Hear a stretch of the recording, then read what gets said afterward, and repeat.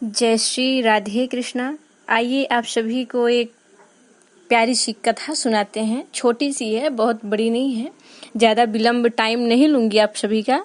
आप सभी टाइम से घर पहुंच जाएंगे। टेंशन मत लीजिएगा कि मैं आपका ज़्यादा टाइम ले ली, बस थोड़ा सा, ज़्यादा नहीं। तो आइए इस कथा को सुनते हैं।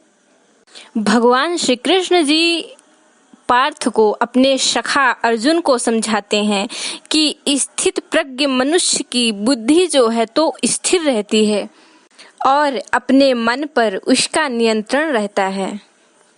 स्थित प्रज्ञ का भोग और उपभोगों में रस और आसक्ति नहीं होती है। शुभ अशुभ वस्तुओं के प्राप्त होने के बाद भी ना प्रसन्न रहते हैं और ना ही दुखी रहते हैं। ऐसे मनुष्यों को हमेशा यही रहता है कि उनके साथ हमेशा प्रभु रहते हैं, भगवान रहते हैं, ईश्वर रहते हैं। इसलिए वो किसी परिस्थिति पर भी विचलित नहीं रहते हैं। तब पार्थ कहते हैं कि ये कहना सहज है, परंतु साधारण मनुष्य के लिए इस मानसिक स्थिति पर पहुंचना बहुत कठिन है। इसके लिए साधारण मनुष्यों को किसी दैविक संस्कारी के लिए आवश्यकता होगी। तब भगवान श्री कृष्ण कहते हैं कि तुमने ठीक कहा अर्जुन, कि भगवत कथा के बिना कोई कार्य सफल नहीं हो सकता है, कोई कार्य सिद्ध नहीं हो सकता है। इसलिए मनुष्य को अपने आश्रय के साथ साथ मनुष्य को भगवान का भी आश्रय लेना चाहिए। परमात्मा की भक्ति करने से मन सात्विक हो जाता है और जो विषयासक्ति होती है वो पूर्णतः समाप्त हो जाती है। इसलिए भगवान पर हमेशा ध्यान लगाएं, प्रभु पर हमेशा ध्यान लगाएं। तब अर्जुन कहते हैं कि अगर आसक्ति का नाश नहीं हुआ तो, तब भगवान श्री कृष्ण जी कहते हैं कि अगर आसक्ति का नाश नहीं हुआ तो मनुष्य का सर्वनाश हो जाता है।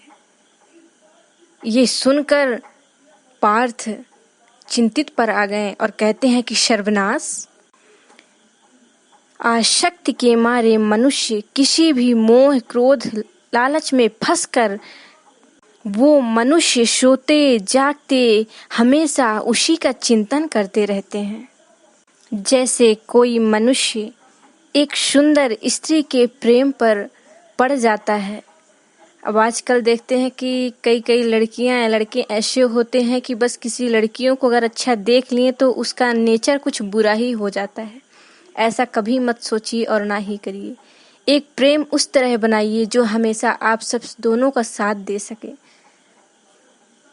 और जब ये प्रेम हो गया तो वो जागते सोते वो हमेशा उसी की कल्पना, उसी का सपना देखा करता है।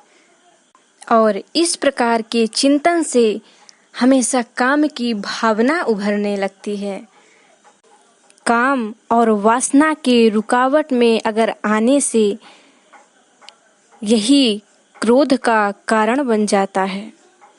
जहाँ क्रोध है वहाँ सम्मोह, अविवेक, आचार है अथवा अनाचार है। जिस प्रकार हवा के झोंकों से जली हुई दीपक बुझ जाती है, इसी तरह काम जनित अविवेक के आश्रित से इस आंधी से मनुष्य की स्मृति नष्ट हो जाती है। जब स्मृति भस्म हो जाती है तब बुद्धि नाश होने में कितना समय लगता है। चैतन्य का नाश होने पर जो दशा शरीर की होती है, ठीक वही दशा बुद्धि की नाश होने पर मनुष्य की दशा हो जाती है। बुद्धि नाश के कारण मनुष्य का ही सर्वनाश होता है।